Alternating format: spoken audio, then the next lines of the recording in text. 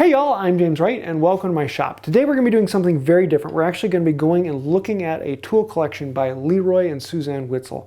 They are in Iowa and I got the chance to tour their shop this week and holy cow.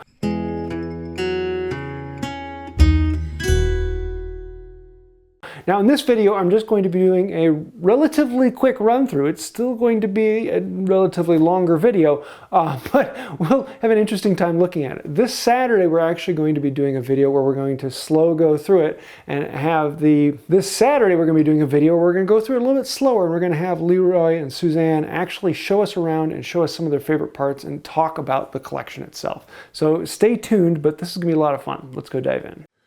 So let's actually do a quick walk around here. You won't need me with that, will you? No, not this time. Okay. Hatchets. And lots of storage cabinets from different displays. But this is just the start. We've got all of the farm tools because LeRoy used to be a hog farmer. I mean, even up onto the ceiling is completely full. And so we've got farming tools all up and down the wall. Here's some fun wrench displays. And then we come into the meeting room in here. And I love these braces on the walls and some with even the wooden brace bits. Come back around here and we've got tractor seats and drivers and screwdrivers up there. But this is interesting down here. This toolbox is actually what, this is from LeRoy's family and kind of the reason he got into this. I love these grinders that are restored. There's several of them. They're beautifully painted around the room. Here we've got some beam drills, wooden planes, and logging tools, rules and PVs. Love the carving on this wooden plane here. Isn't that pretty? Then we got a large tongue and groove and molding planes, 45s, 55s, and plow planes down here. And we're just getting started. So then we can come in here. We got some of the kitchen tools and the candy presses. And these ones are interesting. These are raisin pitters. Really kind of fascinating on that. And then on around over here, this is a cool display that he's got set up on this turnaround. Here, that wider view will make this a little bit easier. Back here in the corner, we got apple peeler corers, some more alligator wrenches, planes. I love a man with a good book collection. But then here's a Barnes saw, and this one is the foot pedal here. You can drive it, as well as a hand crank. And there you can see the blade, but also the scroll saw attachment. That is just really, really fascinating. And what collection wouldn't be complete without a fantastic set of wrenches? Periodicals down below, and scales and hammers. Oh, I gotta come back around here. Asher. Here's a whole bunch of levels. And then we have some of the kitchen utensils. Oh, and I didn't show the bathroom back in here. The bathroom is hangers and sock stretchers, and these ones are actually mitten stretchers, and all the washboards, just really kind of cool. But yeah, I'll come back around into the other room over here. Hey, LeRoy. Look at the metalworking tools, post drills, leg vices. Up on the ceiling, we've got egg beaters and breast drills. What room wouldn't be complete without a whole set of clamps? So this is the shop space. Every man's got to have a place to work. And then when you think it's all done, you find the stairs. And you can see his displays on the wall on the way up the stairs. But then when you get up here, this is where the magic happens. And these are all foot-powered tools. Yes. So just a fantastic puffer. Look at this scroll saw. Look at the condition on this. Just absolutely beautiful. Barnes 2 back there. And then Barnes table saw. He's got several of the lathes. So the 5, that's what I've got. The 3, the woodworking lathe. Foot-powered mortiser. Here's some corn huskers, seeders. Corn sheller, there's the term. Oh, these up here are for sampling grain. You can shove those sample rods down in and sample at different depths down in. We've got seeders up on top. And he specializes in fence stuff. So there's a whole bunch of fence work over here.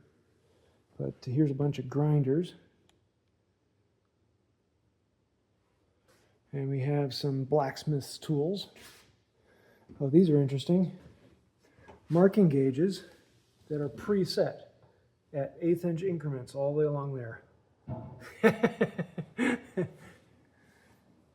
It's a shave horse. Oh, this down here is actually a disc from a disker, and this is the tool that will sharpen it. This would actually mount to a post. But he's got some hand-powered ones. Then there's Cooper's tools, and these are all blacksmith-made tools down below. Fence working tools. There's some plows up above. And it just continues around. So here we are into some of the softer side of the collection. Irons, and there's a whole bunch of ice cream tools. In the other video, we're going to be looking at some of these a little more. Some of the other kitchen tools that you'd commonly come across. And I love all these great displays that he's got set up. Ice cream makers up here. Then come back around here, and she has spill vases. We'll be taking a closer look at those in the other video. And then back around here, we've got just other odds and ends. This is actually a hearing aid, a hearing horn. Then she's got a few typewriters up here. And you've heard egg beater drills. Well, then we've just got egg beaters. Here's a cool frame saw. Some more wrenches or more pliers. Saws of all kinds. And then way up here, we've got plumb bobs. Everywhere you look, there's something fascinating. Saws, milk bottles. Oh, these are all rope making tools. So you can spin those and they'll twist the rope. Just everything in here. Oh, these are wagon drags. So you can put them underneath the wheel. So the wheel doesn't rotate, and it drags as you go down the hill. So it doesn't run away and run over the horse. We got cobbler's tools, braces, and T-augers and bits of all kinds. Here's some more plumb bobs. Here, I'm going to come back around on the other side here.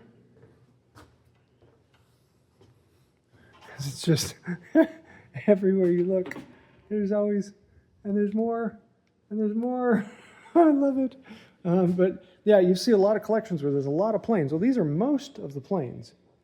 And so we got bedrocks here, some of the color versions down here. But spill planes, they've got a bunch of spill planes. And this one's, I want one of these years, but not right now. Oh, and this is so cute. Look at this little thing. Tiny, tiny little spill plane. I love that. And block planes all up above, compass planes, combination planes, transitional planes. And then we're back around here.